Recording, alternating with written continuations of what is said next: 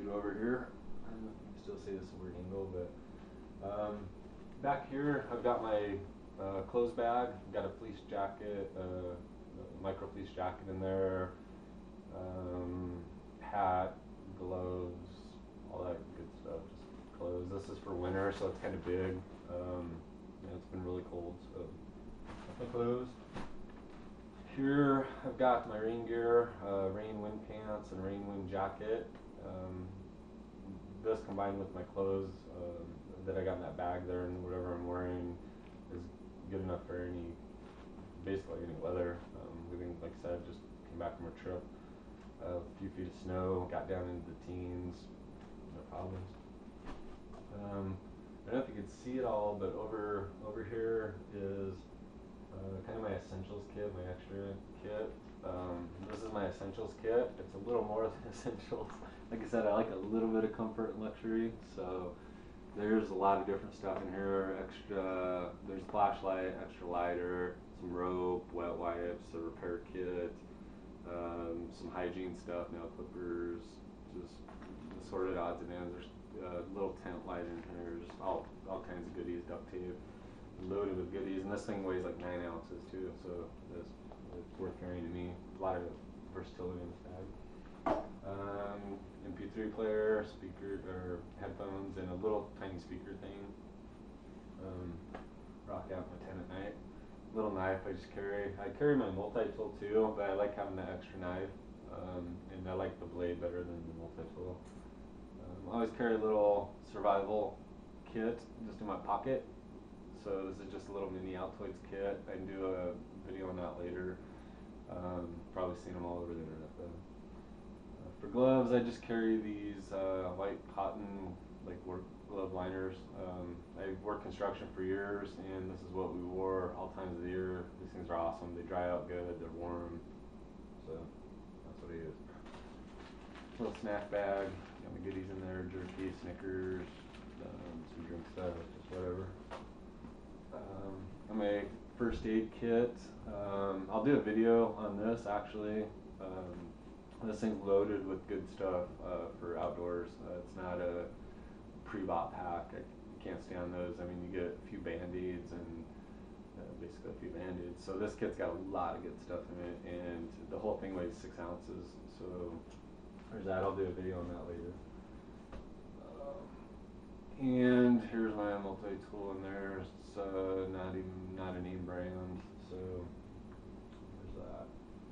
I carry all this stuff over here in this white bag, this like mesh bag, because my pack that I use for all this in the wintertime is just one compartment. There's no pockets, just all in one compartment, and so I keep that bag on the top where I just zip it, grab it, and it's got everything they need on the trail or need really quick. So the bag itself is just basically a no-name brand. Got it secondhand. I think it was like $4. So it's a good pack. It's got a decent suspension on it. It's pretty heavy duty. It weighs I think 40 ounces. So it's not the lightest in the world, but it's a good bag to work. So anyway, that's the winter stuff. Obviously, a lot of that doubles for the summer stuff, and I just do a little bit of trade now. Like I said, the tent. I'll go with. Let me grab this stuff. So excuse me for a second.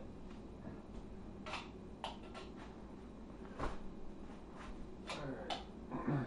So the tent, if I absolutely don't want to carry it and want to go as light as possible and still have shelter, I just have this nylon tarp that I made off of.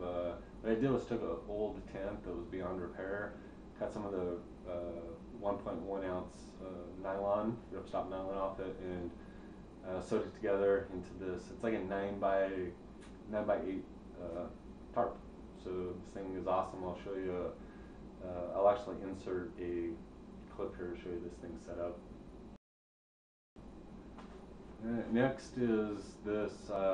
In this bag is a little fleece sleeping bag that I made. Just got fabric at a secondhand store. Sewed it together, put like a half zipper on it. This thing weighs just over a pound, maybe just under a pound. But let me see. It's on here somewhere. Anyway, I think it weighs about a pound, but it's really warm. It goes down to about 40 degrees. And like I said, with just some of the, if you wear your long underwear and your hat to bed or whatever, this thing keeps you plenty warm in the summertime. So it's a good lightweight option there. Other thing is I don't like carrying the fuel for that stove, for that alcohol stove or any other stove, and so just made one of these little wood burning stoves. You've seen one all over the internet, and this thing weighs about, what did it weigh, like 3.5 ounces, and this thing rocks. It actually works really good. So if you're going on an overnight trip or a couple day trip where I don't want to carry fuel, and I can make a fire or use this, and there's fuel, then that's all I'll carry. It's really light, gotta carry the extra fuel. So, good choice. Last thing is my summer bag. This is it. This little guy right here. This thing weighs less than a pound, and it's pretty durable. I can get all my summer or 3-season gear in this pack, and the whole thing, fully loaded, weighs under 12 pounds. Period, with all my gear in this thing. So generally, I can get it under 10 pounds for an overnight trip, or a couple day trip, just a weekend trip. So anyway, that's my backpacking system there. The kind of dedicated winter cold weather one that I showed you. It's a little bit heavier, and it runs around 17-18 pounds.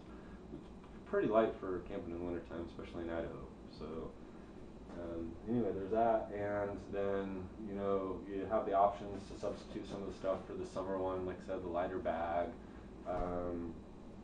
Kind of pare down that tent that I showed you, by taking out the pole and the original stuff sack that came in, and get some weight down that, or go with the tarp. It's even lighter. This is what I used to go down to about 10 pounds in the summer pack. So, and then not carrying the extra fuel, just different ways like that. So just kind of configuring this all a little bit differently, you can really reduce the weight. And of course, it depends on the weather, depends where you're going, depends what you're doing, all that. So you'll adjust it as you go, or that's what I do anyway. This is obviously my system. So anyway, I appreciate any feedback, and hopefully somebody got something out of this. Like I said, especially I wanted to focus on the cost factor. I've learned a lot of stuff from other people's videos on YouTube, and there's no way I would have been able to put this setup together without some of the help that I got on there from other people's ideas. And so, like I said, I just wanted to present what I learned and what I use, for myself, and hopefully somebody else can pick up on it. So anyway, thanks for watching.